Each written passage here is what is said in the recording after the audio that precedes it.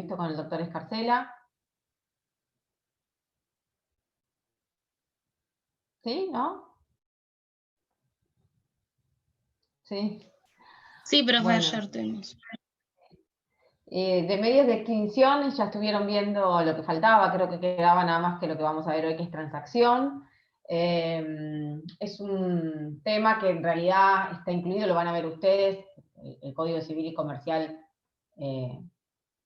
reforma, digamos, el lugar que le dio a la transacción. De hecho, van a ver que no está dentro del capítulo de contratos, porque de hecho la transacción lo es. Ahora vamos a ver cuando veamos la naturaleza jurídica.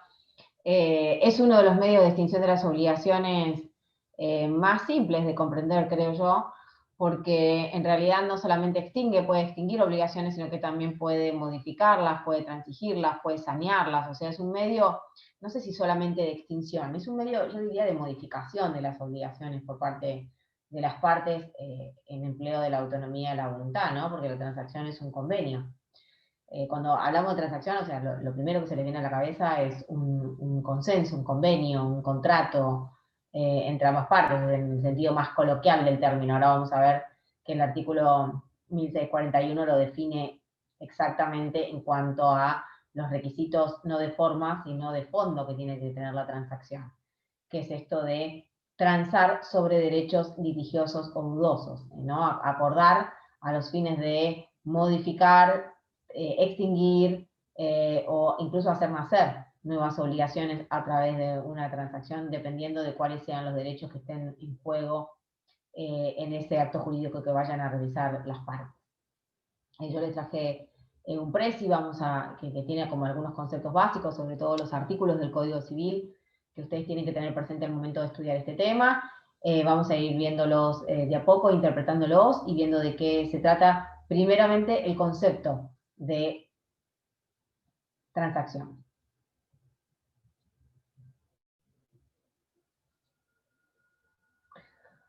Bien.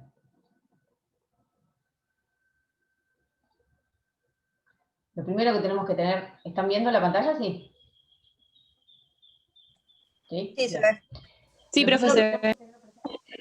Bien, vamos a arrancar entonces por el concepto de transacción que está previsto en el artículo 1641 del Código Civil. Les dice que la transacción es un contrato por el cual las partes, para evitar un litigio o ponerle fin, haciéndose concesiones recíprocas, extinguen obligaciones dudosas o litigiosas.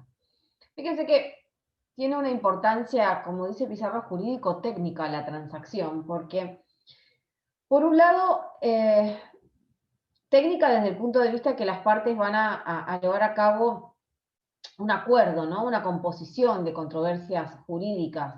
Estamos hablando de obligaciones que son dudosas o litigiosas, dice el artículo 1641. Es decir, no está del todo claro para las partes cuáles son las ventajas y los sacrificios que cada una tiene que desarrollar, y en general no es, cuando llegamos a una transacción es porque ya existió algún punto de conflicto entre las partes, en donde se tensó la relación jurídica obligacional, y tal vez hay algunos puntos de un contrato celebrado con anterioridad o de una obligación previamente contraída que ha generado una desproporción o un desequilibrio en este vínculo obligacional, y las partes, tal vez ya habiendo llegado a juicio, o para evitar llegar a juicio, realizan como una especie de composición de controversias entre ellos a los fines de evitar que la sangre llegue al río, ¿no? Evitar que el juicio continúe o que llegue a sentencia,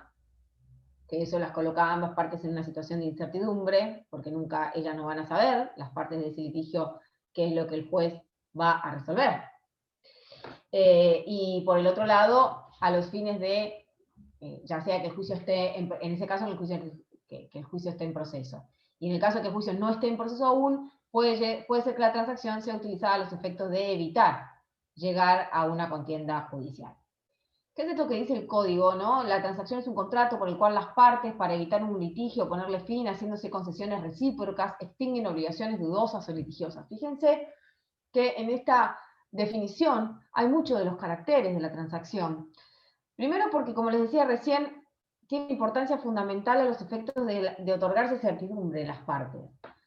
Porque, como les decía, si yo tengo un conflicto jurídico entre ambas partes, ninguna de las dos sabe, de llegar a juicio o de continuar el juicio adelante, si ya estuviera iniciado, cuál es la decisión que va a tomar el juez en relación a esos derechos dudosos o litigiosos. Ninguna de las dos sabe cómo le va a salir. Y probablemente, por la experiencia en la práctica jurídica, tal vez ninguna de las partes resulte del todo conforme, ¿no?, con la sentencia del juzgador, que tiene que resolverlo de una manera objetiva, teniendo en cuenta las constancias que tiene dentro del expediente. En cambio, las partes pueden tener en cuenta otras cuestiones y hacerse concesiones recíprocas a los efectos de culminar el conflicto y de obtener certidumbre sobre los derechos y deberes que obviamente va a tener un indudable beneficio para ambas, tanto de la perspectiva económica como de la perspectiva jurídica. Primero, porque desde la perspectiva económica, porque terminan el proceso antes o evitan directamente el proceso con todos los gastos, honorarios de abogado, gastos de justicia y demás, que eso trae aparejado. Y por el otro lado, certidumbre desde el punto de vista jurídico, porque entre ellas resuelven, autocomponen su conflicto y resuelven la situación. De manera tal que cada una, haciéndose concesiones recíprocas, logran culminar el proceso o evitar directamente iniciar un proceso judicial. Resuelven la cuestión tratando de alivianar un poco esta tensión que pudo haberse producido en el caso de haber contraído previamente una relación jurídica obligatoria que no esté siendo del todo satisfactoria para ambos y haya generado un conflicto. Tiene obviamente importancia para el mantenimiento de la paz social, de la seguridad jurídica, por vía de la autocomposición de intereses, sin necesidad de someter el conflicto a la decisión de los órganos judiciales. Bueno, se ha dicho que era un modo, incluso en el plano procesal, se dijo que era un modo anormal de terminación del proceso. Se le ponía este nombre anormal porque el modo, se entiende, natural de terminación de un proceso es a través de la sentencia que dicte el juez. Y por eso se decía, la vieja doctrina judicial, procesal, decía que era un modo anormal de terminación del proceso. Lo cierto es que Profe, hoy, creo que todavía no sé si es es así. normal. De hecho, creo que todavía es así, Sí, si pero no el me modo equivoco. anormal no es la doctrina procesalista. Lo que pasa es Sí. que en realidad es una vieja forma de llamarlo, porque fíjense que primero no sé si es normal o anormal, pero hoy por hoy la culminación de los procesos a través de un acuerdo, una transacción, es el modo más común. O por lo menos a eso apunta la nueva práctica judicial de tutela efectiva de los derechos, de mayor bueno, de hecho, tiene un poco que ver con la posibilidad de llegar a un acuerdo, de arribar, de empujar a las partes para que arriben a un acuerdo, la reforma del procedimiento judicial, el darle más protagonismo al juez, el procedimiento de oralidad, donde el juez tiene que tener más inmediatez con las partes, y en realidad lo que se trata de lograr durante casi todo el proceso moderno es a que las partes del foro que estemos hablando, no importa, puede ser civil y comercial, puede ser familia, puede ser laboral, lo que se trata de lograr durante todo el proceso, incluso con la intervención de los magistrados, es empujar a que las partes lleguen a autocomponer su conflicto y a terminar el proceso con un acuerdo, y no con una sentencia. Que la sentencia sea homologatoria simplemente de ese acuerdo al que han podido arribar las partes, ya sea en una audiencia, ya sea de forma privada y luego presentarlo en el expediente, como lo vamos a ver ahora, pero que lo que se intenta es que no sea el modo anormal de terminación del proceso, sino que sea el más normal o común de todos, ¿no? O sea, aun cuando nos hayamos encontrado en una contienda judicial, que podamos utilizar los carriles del proceso para ir limando asperezas y poniéndonos de acuerdo y llegar a una transacción más, lo cual es más saludable, ¿no? Tanto para la práctica judicial como para las partes. Por eso es la importancia que ha ganado la transacción como medio no solamente extintivo, sino modificatorio de derechos y obligaciones dentro de nuestro Código Civil y Comercial y dentro de nuestra práctica procesal, tribunalicia, etcétera, etcétera. Bien.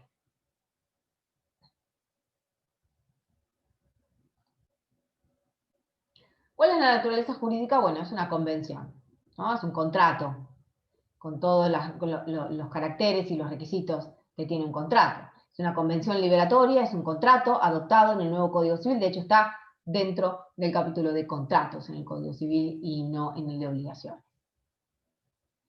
¿Cuáles son los elementos que configuran a la transacción? En primer lugar, el acuerdo de voluntades. Es un acuerdo de voluntades, ustedes ya a este punto ya saben que es un acuerdo de voluntades, ¿verdad? Es un acto jurídico mediante el cual las partes acuerdan, en pleno ejercicio de la autonomía de la voluntad, en este caso, hacer concesiones recíprocas. Capacidad. ¿Qué es esto de la capacidad? ¿Hay que tener capacidad para transar? Sí, de hecho, la capacidad exigida para efectuar transacciones es la capacidad exigida para realizar el acto jurídico de que se trate, ¿no? O sea, se puede transar sobre los cuales se puede disponer, y para eso hay que tener capacidad para contratar. El código no habla exactamente de una capacidad específica para transar, pero sí debemos como sacarlo por conclusión que no podrán realizar transacciones aquellos que se encuentren restringidos en su capacidad para transigir. Puede ser que se trate de personas incapaces o de personas que tengan restringida específicamente la capacidad por sentencia judicial en un juicio de determinación de capacidad, que tengan restringida la capacidad para transigir y tengan que hacerlo a través de sus representantes, curadores, apoyos, etc. Obviamente que la capacidad que se exige es la capacidad de ejercicio, ¿verdad? La capacidad de ejercer esos derechos para poder transigir sobre ellos. ¿Qué pasaría con una transacción realizada por un incapaz? ¿Es nulidad absoluta? ¿Es nulidad relativa? Bueno, ustedes saben que aquellos actos jurídicos realizados por incapaces están viciados o afectados por una nulidad relativa, de manera tal que cesada la incapacidad, y eso sucediera, o superada el impedimento que determinaba la restricción a la capacidad de esa persona, a partir de ese momento, si esa persona consiente el acto, lo sanea, es decir, la nulidad se ve corregida, se ve saneada, por lo tanto, la transacción efectuada por un incapaz está afectada de nulidad relativa. Bueno, concesiones recíprocas. Esto de las concesiones recíprocas es importante. ¿Por qué? Primero porque tiene que surgir absolutamente manifiesto del acto para poder hablar de transacción, de que las partes están haciéndose recíprocamente concesiones, es decir, están haciendo sacrificios simultáneos, recíprocos. ¿Por qué? Porque si solamente el sacrificio, es decir, quien está cediendo por ahí algún derecho u otorgando algún derecho a la otra parte y abandonando un derecho propio, es una sola de las partes, no estamos hablando de transacción, estamos hablando de otra figura, que podría ser una donación, que podría ser una renuncia, que podría ser una remisión.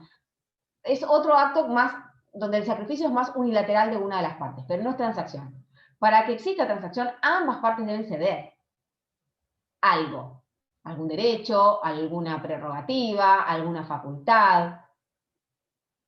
Por esto de que, y la importancia que tiene dentro del derecho procesal, de la práctica judicial, que es mucho mejor un mal acuerdo que un buen juicio, es mejor medio derecho obtenido en un acuerdo que un juicio completo, ¿verdad? Por esto de que le decía yo al comienzo de la clase, la certidumbre que las partes obtienen a través de efectuarse ellas mismas concesiones recíprocas y saber cómo va a salir, ¿no? Porque lo decidieron ellas, lo convinieron así.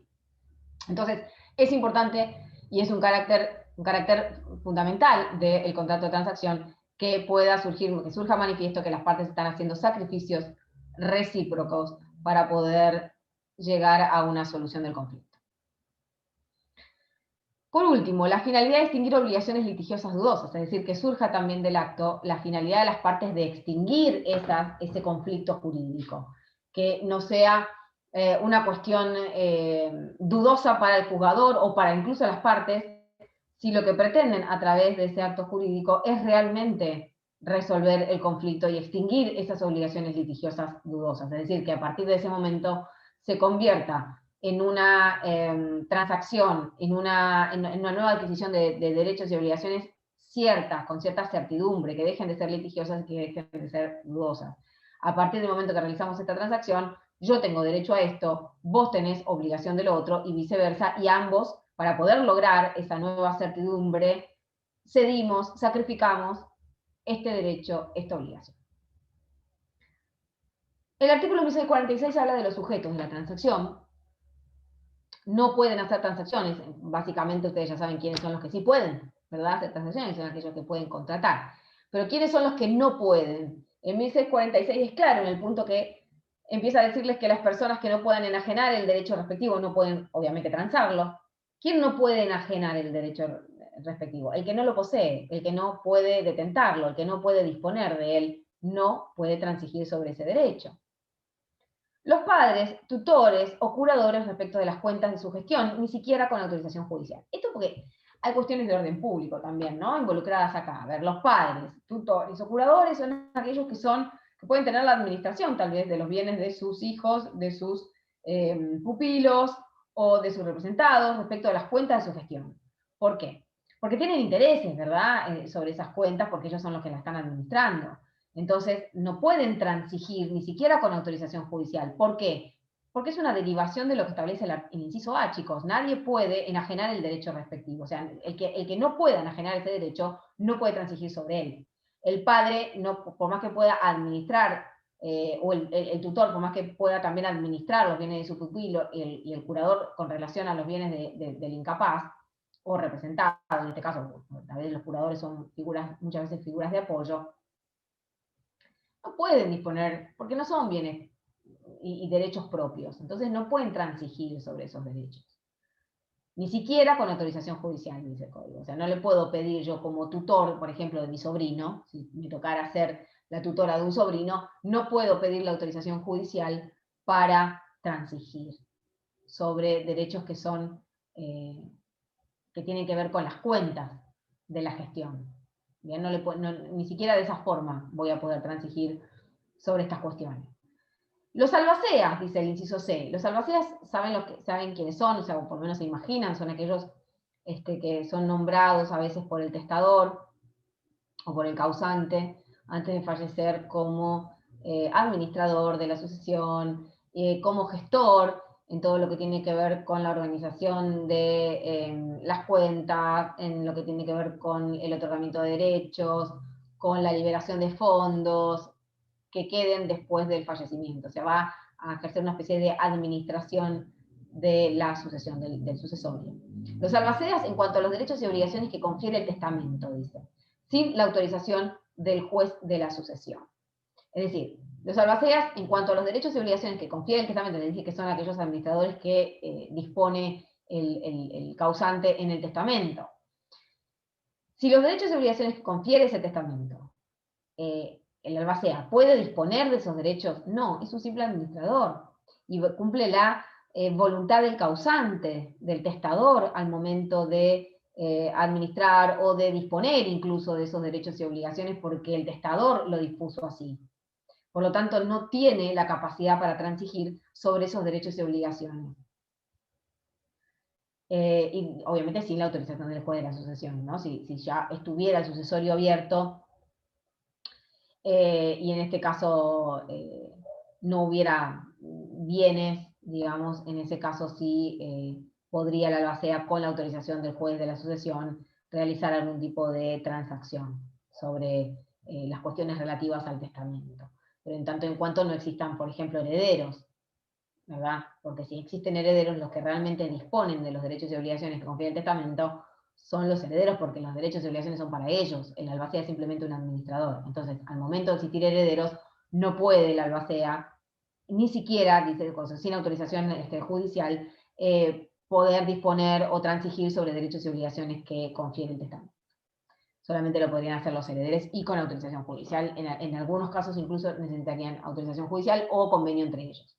Pero cuando no hay herederos, por ejemplo, en este caso, el albacea podría disponer de estas cuestiones con autorización judicial.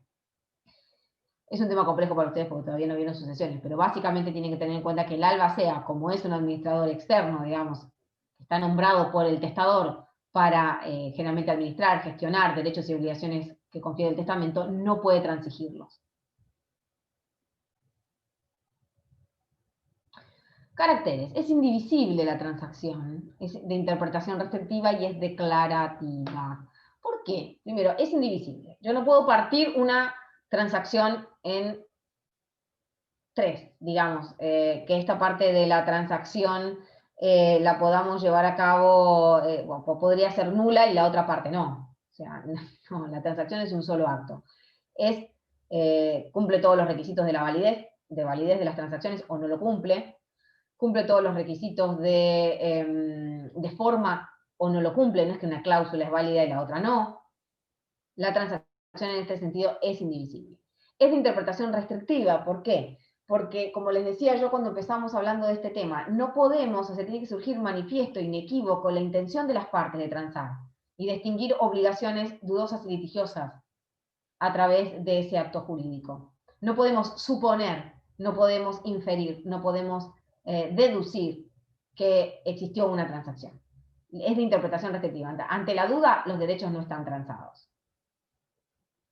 Y es declarativa en el sentido de que a partir del momento de que se produce la transacción, a ver, que empieza a tomar validez, ahora vamos a ver de qué se trata esto, porque el código trae con requisitos para que la transacción cobre eficacia, no validez, sino eficacia. A partir del momento en que la transacción se torna eficaz, tiene efectos retroactivos al momento de celebración, o al momento en que adquiere fecha cierta, realizada por, que se ha celebrado y a través de un medio que le otorgó, ya sea firma certificada o documento público, que le haya dado fecha cierta. A partir de ese momento es que surte efectos la transacción. Va a adquirir eficacia, como lo vamos a ver nosotros más adelante, una vez que, si ya ha iniciado un proceso judicial, se ha presentado ante el juez de la causa de esa transacción. Obviamente, si vamos a transigir sobre derechos litigiosos que están en trámite judicial, tenemos que hacer valer, para cerrar ese proceso, tenemos que hacer valer la transacción dentro del expediente. No es un requisito, como dice Pizarro, no es un requisito de validez de la transacción en sí misma, sino de eficacia, para que surta efectos. El tema es que a partir del momento que empieza a surtir efectos, se torna eficaz, pero es retroactivo los efectos al momento de celebración, de constitución de la transacción y de adquisición de fecha cierta. Por eso es declarativa. Objeto, bueno, se aplican los principios, obviamente, de todos los objetos que estén en el comercio pueden ser objeto de la transacción, los requisitos generales en materia de objeto de los actos jurídicos, que ustedes ya los han visto, tienen que recaer, eso sí, sobre derechos patrimoniales, porque no puede recaer sobre derechos extrapatrimoniales y de familia la transacción. El artículo 1644 es categórico en este sentido, al establecer las prohibiciones de aquellos derechos que no pueden ser transigidos.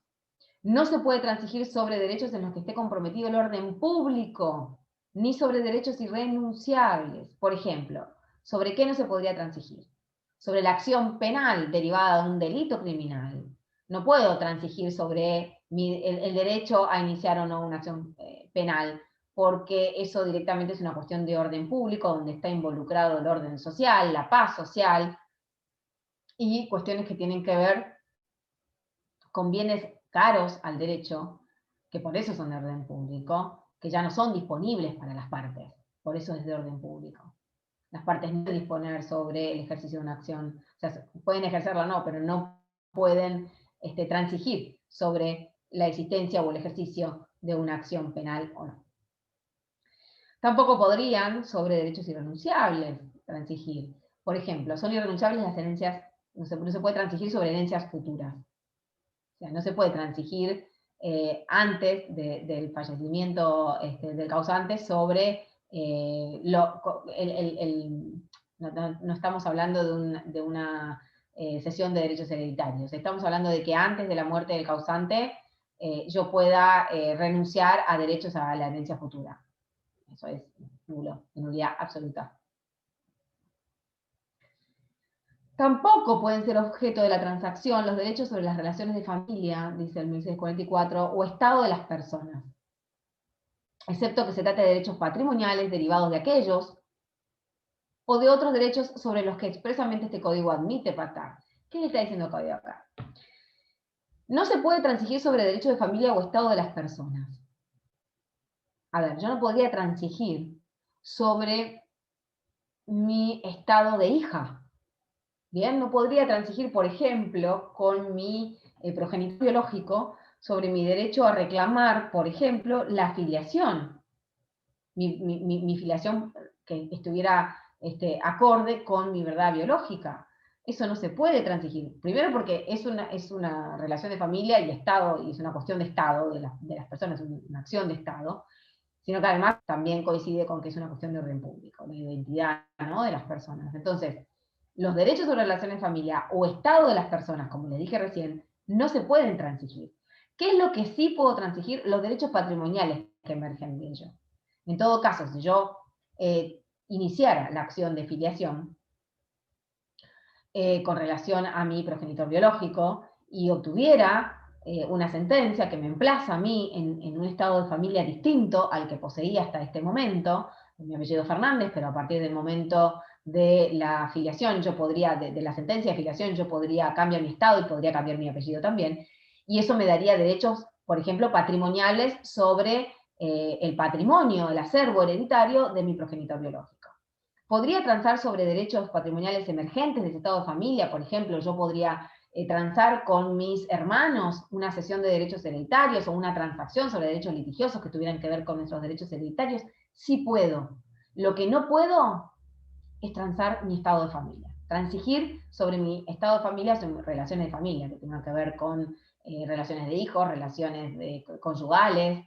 No se puede transigir sobre ese punto. Solo con derechos patrimoniales que sí puedan emerger de las cuestiones de familia, pero eso no es más ni menos que lo que vimos, que lo que dice más arriba la pantalla, que se puede transigir solamente sobre derechos patrimoniales, ¿verdad?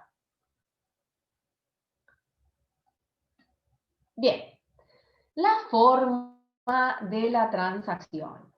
A ver, que es un tema importante, porque la transacción debe hacerse por escrito, dice el 1643, y yo le diría que es la única forma, ¿no? Es un acto, la transacción es un acto formal y no solemne.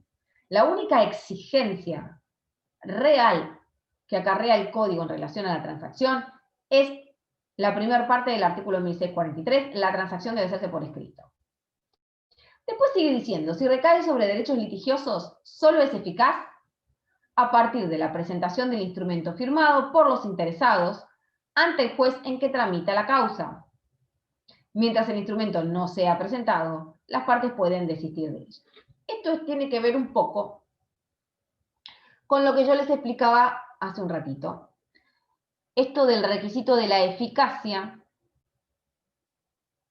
que se cumple recién a partir de la presentación del instrumento ante el juez en que tramite la causa. La transacción de cualquier tipo de derecho, yo les puse abajo derechos dudosos en el caso de que sean extrajudiciales o derechos litigiosos en caso de que sean judiciales, la transacción de cualquier tipo de derechos, ya sea que estén ya siendo objeto de un litigio judicial o no, debe hacerse por escrito. Esa es la única forma exigida por el código. No es un acto solemne, es formal. Pero, sigue diciendo el 1643, en esta parte confunde un poco, si recae sobre derechos litigiosos, solo es eficaz a partir de la presentación del instrumento ante el juez en que tramita la causa. Pareciera como que le está estableciendo un nuevo requisito de validez cuando se trata de derechos litigiosos. Lo cierto es que gran parte de la doctrina opina, la doctrina mayoritaria, opina que no. Que el único efecto que tiene la presentación de la transacción ante el juez en que tramita la causa es que a partir de ese momento las partes no pueden desistir de esa transacción, no pueden desistir de los derechos transigidos, no pueden desistir de la transacción realizada. Por lo tanto, es un requisito de eficacia, no un requisito de validez. Si la transacción está hecha por escrito, afuera del expediente, por más que no se presente en él, tiene efectos entre partes. ¿Qué pasa? Para hacer valer esos efectos, en el caso de incumplimiento de alguna de las partes, para más seguridad y aparte para poder culminar con el litigio, cerrarlo, tengo que presentarlo ante el juez en que tramita la causa. No tendría ningún sentido que yo hiciera una transacción de derechos litigiosos y no lo presente en el expediente, sabiendo que tengo un litigio pendiente, cuando en realidad mi objetivo era culminar y cerrar ese proceso judicial. Pero eso implica que los efectos de la transacción comienzan a regir desde que lo presento ante el juez de la causa. No. A menos que lo hubiera pactado así en la transacción, que haya ciertos efectos que empiecen a correr a partir del momento en que obtengo la sentencia homologatoria o a partir del momento en que lo presento ante el juez de la causa. Que lo hubieran pactado así. Tal o cual efecto de esta transacción va a empezar a surtir efecto, va a empezar a correr a partir del momento de la sentencia homologatoria o a partir del momento en que presentaban el expediente. Pero de lo contrario, los derechos y obligaciones que se transen, bien, que se puedan transigir dentro de este contrato, van a tener efecto entre partes a partir del momento de su celebración y que adquieren fecha cierta. Por esto del efecto, que tiene un efecto declarativo la transacción, ¿no? Por esto que yo les explicaba que va a tener efecto retroactivo al momento de la consumación del acto entre las partes. Y que solamente va a ser eficaz si a partir de la presentación, cuando se trate de derechos litigiosos, es decir, que ya estemos en juicio, a partir de su presentación ante el juez en que tramita la causa. Y a partir de ese momento sí las partes no pueden desistir de ella. Antes de la presentación de la transacción de derechos litigiosos en el expediente, ¿se puede desistir? Las partes las pueden abandonar esa transacción, la pueden modificar, la pueden dejar de lado, sí. El único efecto que tiene presentarlo ante el juez, es decir, en el expediente, es que ya a partir de ese momento no se puede desistir más. Y que obviamente, si lo que yo estoy buscando con eso es una sentencia homologatoria, es decir, que el juez refrende esa transacción, obviamente que se va a adquirir los efectos de cualquier sentencia que va a tener fuerza ejecutiva. A partir de ese momento voy a poder ejecutarla si no se cumple por alguna de las partes esa transacción.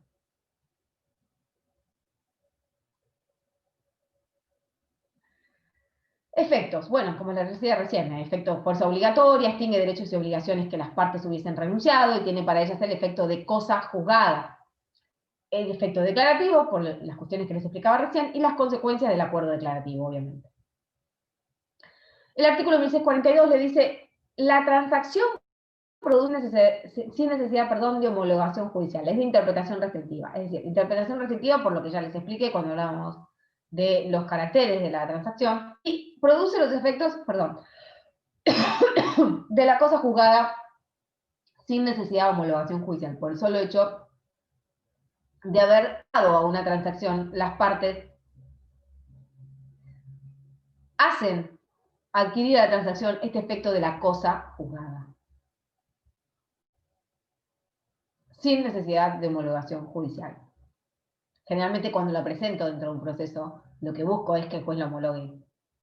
Pero no es necesaria la homologación judicial a los efectos de la adquisición de los efectos, valga la redundancia, de la cosa juzgada. Eso es lo que le está diciendo el artículo 1642.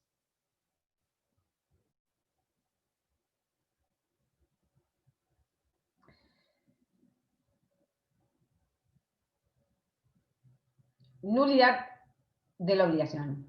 ¿Se me detuvo, puede ser la conexión? ¿Me escuchan todos bien? Sí, se escucha. Bien. El artículo 1645 les habla de la nulidad de la obligación. Dice, si la obligación transada adolece de un vicio que causa su nulidad absoluta, la transacción es inválida. Si es de nulidad relativa, las partes conocen el vicio y tratan sobre la nulidad, la transacción es válida. Por esto de que, vieron que yo les dije primero que la transacción es indivisible, ¿no? O sea, si la obligación sobre la que transigimos tiene un vicio que la convierte en nula de manera absoluta, la transacción va a ser toda inválida. Bien, no es solamente que podemos corregir esa cuestión y darle validez al resto del contrato. La transacción es indivisible, por lo tanto, si la obligación sobre la que transigimos adolece de un vicio que cause su nulidad absoluta, la transacción es inválida. Ahora, si la nulidad es relativa y las partes pueden tratar sobre esa nulidad, como les decía yo hace un rato, por ejemplo, que hubieran transigido y hubiera participado el contrato de transacción un incapaz, si cesa la causa de incapacidad y sanean, tratan sobre la nulidad en esa transacción, la transacción es válida. Si las partes pueden conocer el vicio, tratar sobre la nulidad, la transacción es válida. De esa manera se sanea la nulidad relativa. El 1147 les habla de que la transacción es nula, es decir, totalmente nula, si alguna de las partes invoca títulos total o parcialmente inexistentes o ineficaces, es decir, me apropio, por ejemplo, me arrogo el título de propietario de un inmueble y me dispongo a transar sobre derechos de disposición sobre ese inmueble, invocando títulos que no tengo sobre el mismo.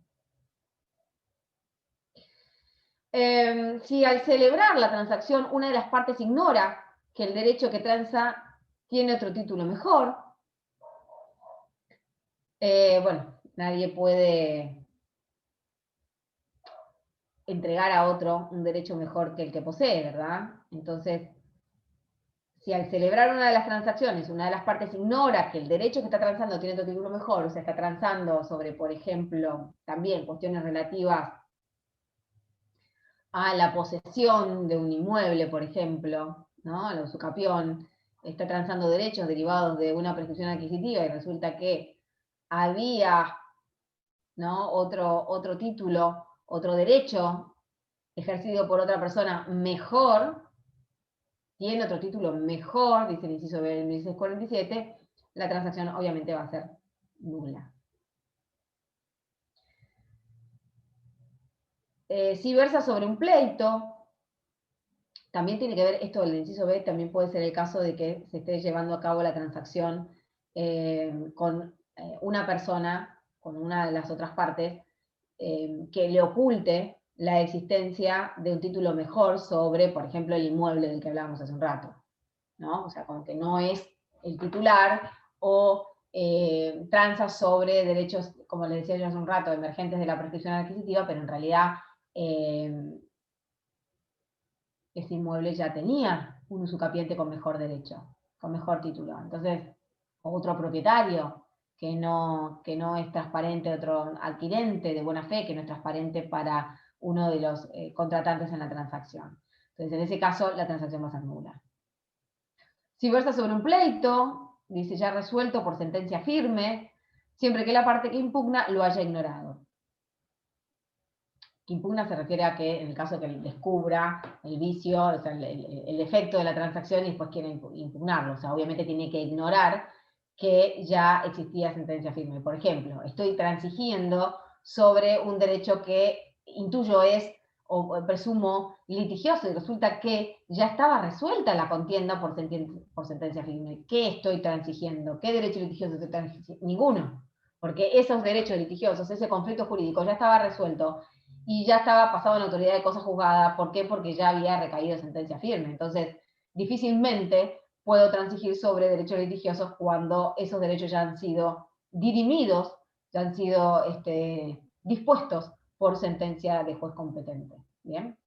Entonces, siempre, obviamente, que la parte que impugna el acto haya ignorado, obviamente, por principios de buena fe, que ese pleito o esos derechos litigiosos ya estaban dirimidos por sentencia firme.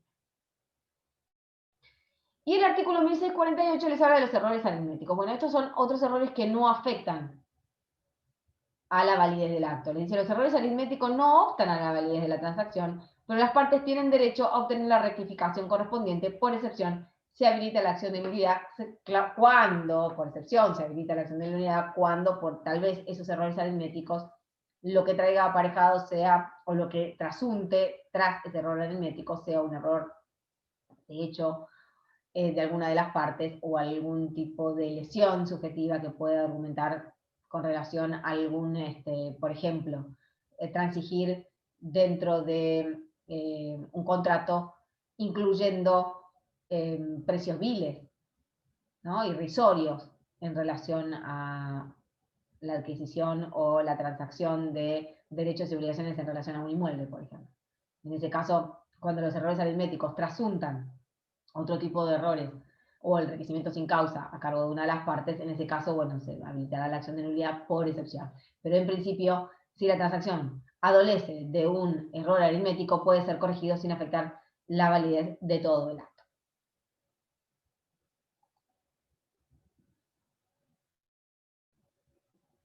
Bien, acá estaríamos, ¿no?, con la transacción y los principales puntos que les exige el código, que contempla el Código Civil y Comercial con relación a este tema.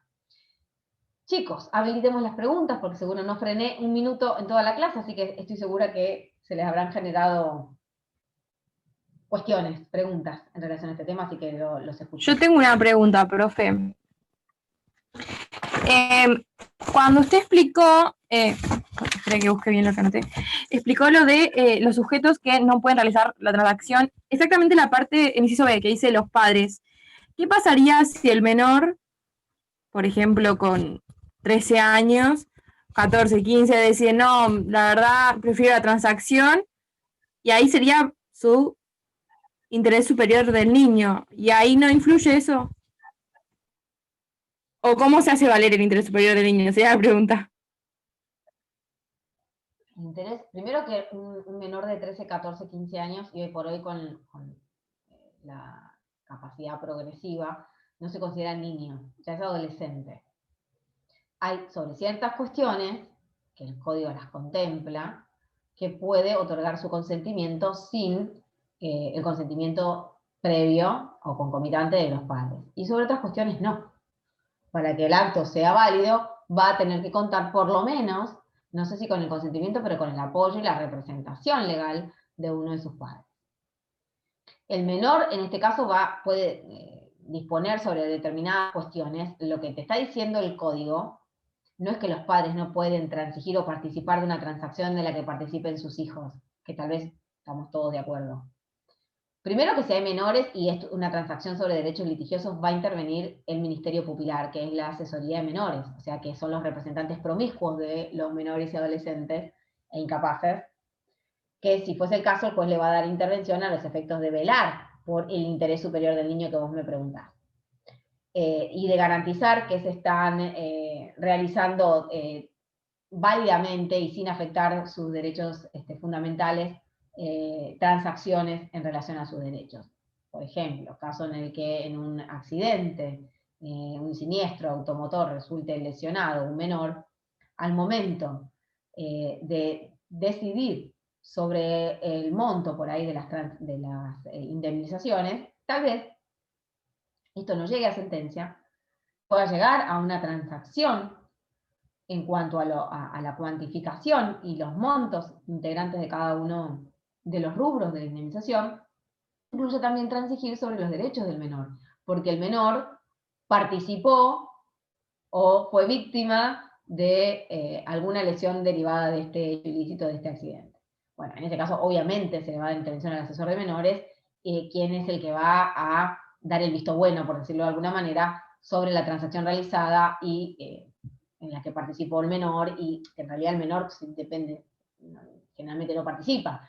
Si es a través de su representante, como son sus padres pueden transigir, sí pueden hacerlo, pero obviamente que va a tener como una especie de vedor, que es este asesor de menores. Lo que el código te está diciendo es que los padres no pueden transigir sobre cuestiones que tengan que ver con la gestión de las cuentas. ¿Por qué? Porque se supone que ellos tienen una responsabilidad adicional, tanto como los tutores o curadores, porque están administrando, disponiendo de bienes que no son suyos. Entonces, cuando tienen que realizar esas cuentas, la gestión sobre esas cuentas no es transigible.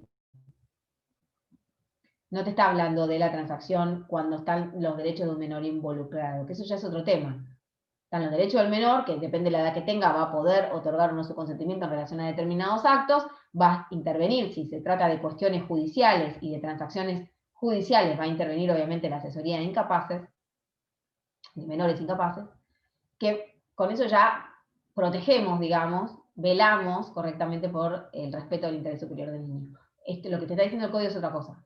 No pueden transigir los padres sobre cuestiones que tengan que ver con las gestiones de las cuentas de los menores. Genial, profe, mil gracias, me confundió todo, ahora ya está claro. y normal. ¿Otra pregunta?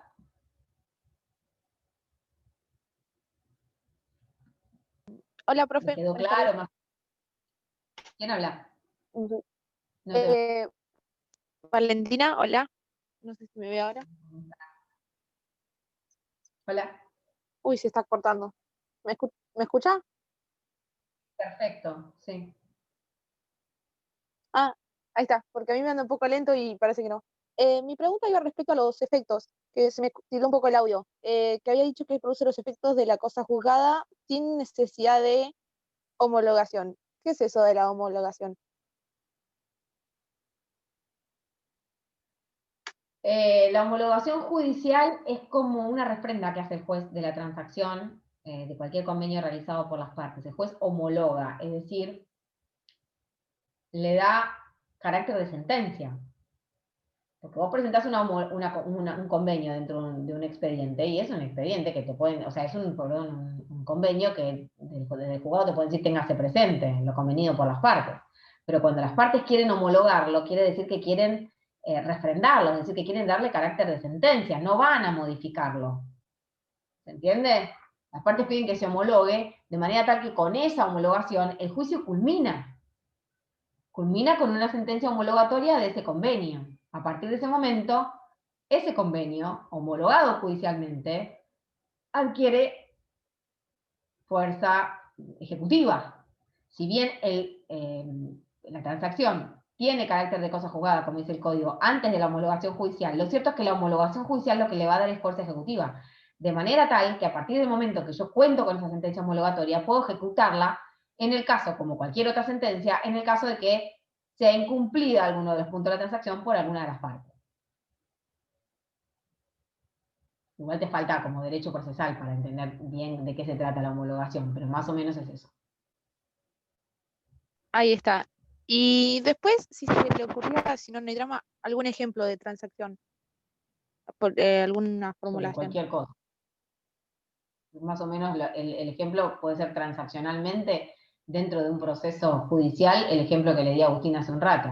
Uno puede transigir sobre derechos emergentes, por ejemplo, yo puedo iniciar una demanda de daños y perjuicios y pedir determinados rubros indemnizatorios, incluyendo montos para cada uno de esos rubros indemnizatorios, y llegado a un determinado momento del proceso, que es decir, ya se trabó la litis, ya di traslado la demanda, la otra parte ya la contestó, y bueno, ya más o menos hicimos cuentas, puedo transigir, es decir, puedo convenir con la compañía de seguros, por ejemplo, si está en garantía, si se trató, de, por ejemplo, de un siniestro automotor, y con la otra parte va a admitir, por ahí no admite responsabilidad en el hecho, pero sí admite que es deudora, su carácter de deudora de una indemnización, y admite pagarla con anterioridad a la sentencia. Y tal vez el actor que inició ese proceso va a sacrificar algún monto de lo que sucedió, de lo que pidió en la demanda, no va a obtener, sabe que no va a obtener todo lo que pidió, en ese sentido puede transar, puede, si tiene la capacidad para hacerlo, puede admitir recibir menos, pero recibirlo ya. Entonces ese es el sacrificio recíproco que hacen las partes para realizar una transacción. Eso se hace un contrato de transacción, pactan cuánto es lo que se va a pagar, de qué modo se va a pagar, pueden ser en cuotas, puede ser en un solo pago, puede ser en dinero o tal vez la mitad en especie o por equivalente, lo que sea que pacten. Y con eso cierran el proceso. Van a transigir sobre esas cuestiones dudosas y cierran el proceso. Le van a presentar después el acuerdo y le van a pedir que lo homologue. De manera tal que a partir de ese momento las partes no pueden desistirlo porque ya lo presentaron ante el juez y el juicio se cierra con ese convenio. Es decir, la compañía de seguros admitió y asume la responsabilidad del pago por su asegurado de tanta cantidad de dinero, que lo va a hacer en tanta cantidad de tiempo, en tanta cantidad de cuotas, o no, como te decía hace un rato, en un solo pago, y el actor va a sacrificar seguramente parte del monto de lo que pidió. Así pueden acordar sobre derechos litigiosos y cerrar el juicio de daños. De esa manera que va a terminar por acuerdo de partes.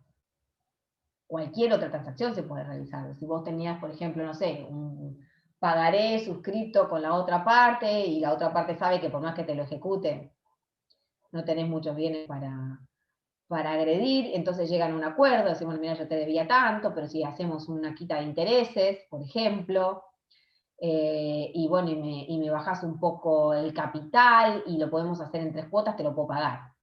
Bueno, eso se puede hacer a través de un acuerdo transaccional, que no necesariamente tiene que ser judicial, no lo tengo por qué presentar ante el juez, porque no hay juicio iniciado. Entonces, a los efectos de evitar iniciar un juicio, lo que hacemos es un acuerdo transaccional extrajudicial, a los efectos, y a partir de ese momento, sí, obviamente tengo que cumplir con las obligaciones asumidas en ese acuerdo. Si no cumplo con las obligaciones asumidas en ese acuerdo, sí se puede presentar ese acuerdo transaccional ante el juez y a iniciar un juicio para darle, lo presento a homologación, se llama, para darle fuerza ejecutiva. No me pagó el pagaré, pero hicimos un acuerdo, en definitiva hicimos un acuerdo transaccional.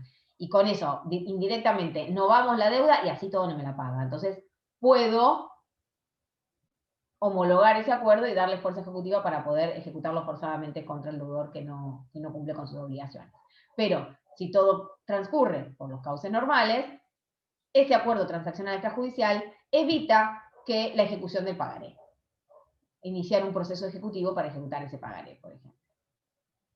Podés transar sobre infinidad de cosas. De hecho, es lo que más van a usar ustedes cuando ejerzan la profesión. Van a tratar todo el tiempo de llegar a acuerdos transaccionales para no esperar el resultado de un proceso, por esto de la certidumbre que les hablaba yo hace un rato, y no esperar los tiempos que tienen hoy por hoy los órganos judiciales para poder resolver. Si bien se acortan cada vez más, lo cierto es que para las partes y para el tráfico comercial y por una cuestión económica, a veces conviene mucho más pájaro en mano que 100 volando, ¿no? O sea, tratar de darle certidumbre a la cuestión y de dirimir la situación cuanto antes. Y eso se puede hacer antes de iniciar un proceso o una vez ya iniciado. Perfecto, súper clarísimo, en serio. Muchas gracias. Nada. Profe, ¿Algo? ¿te escucha? Ok. Yo quiero preguntar si las concesiones recíprocas tienen que ser equivalentes en valor. Sí, tienen que ser, por lo menos recíprocas, tienen que ser necesariamente equivalentes, porque si una de las partes, a ver, no quiere decir que sean equivalentes, tienen que ser iguales, ¿eh? No necesariamente si yo sacrifico 10, vos tenés que sacrificar 10, en la misma proporción. Se supone que lo que sacrificamos es equivalente en cuanto a los derechos comprometidos. Es decir, ambas partes obtienen ventajas equilibradas, por decirlo de alguna manera, dentro de esa transacción. Porque de lo contrario, ¿qué sería?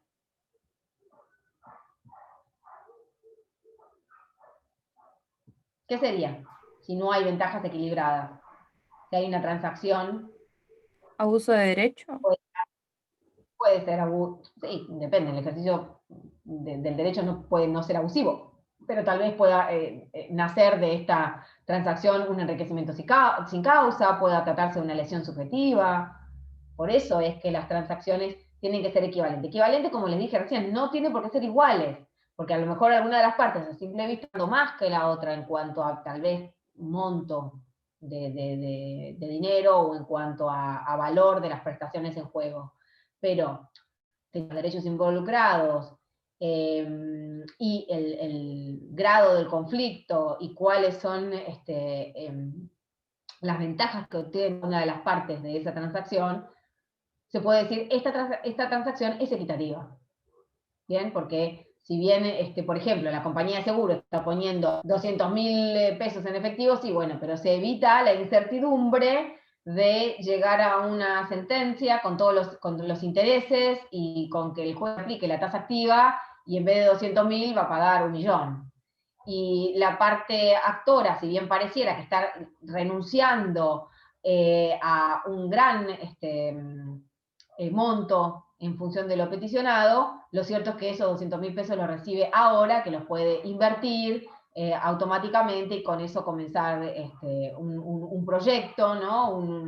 Tal vez un emprendimiento y poder obtener algún rédito de ese capital. Entonces, a simple vista puede parecer que los montos involucrados o sacrificados por las partes son inequitativos, pero teniendo en cuenta las ventajas que cada uno obtiene, se puede decir que ese convenio es un convenio equitativo para ambas partes.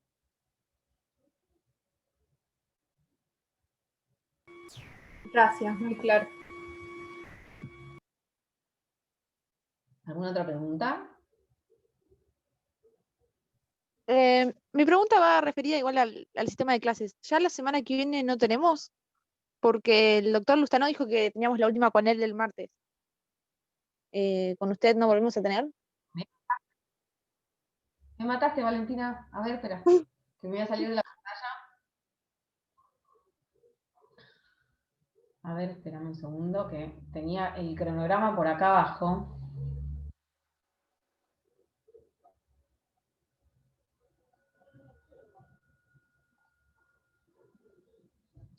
Hoy es 26 de noviembre, ¿verdad? 27, 1 de diciembre, miércoles 2 de diciembre tienen la última con la profesora Estela Fernández Puente, que es una clase plenaria, ejercicio abusivo de los derechos.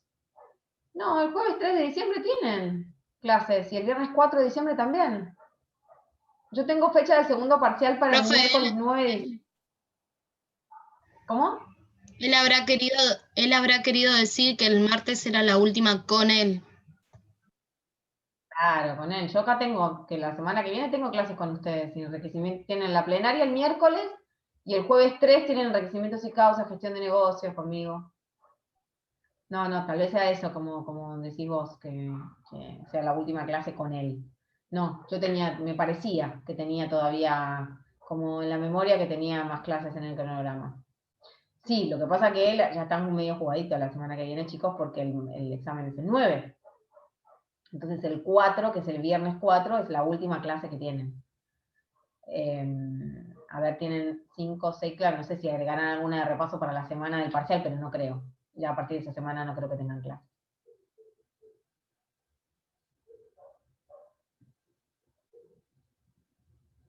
¿Alguna otra duda?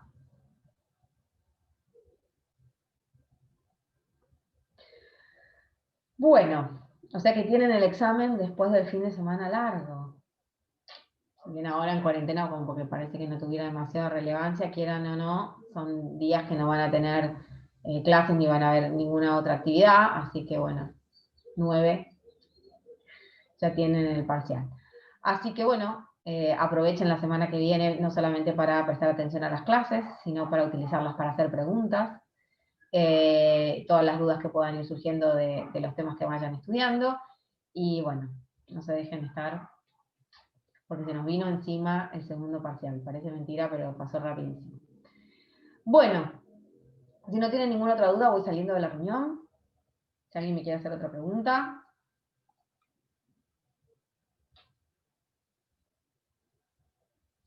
Bueno, chicos, les mando un abrazo, mucha suerte, estudien mucho y estamos en contacto por los medios de siempre.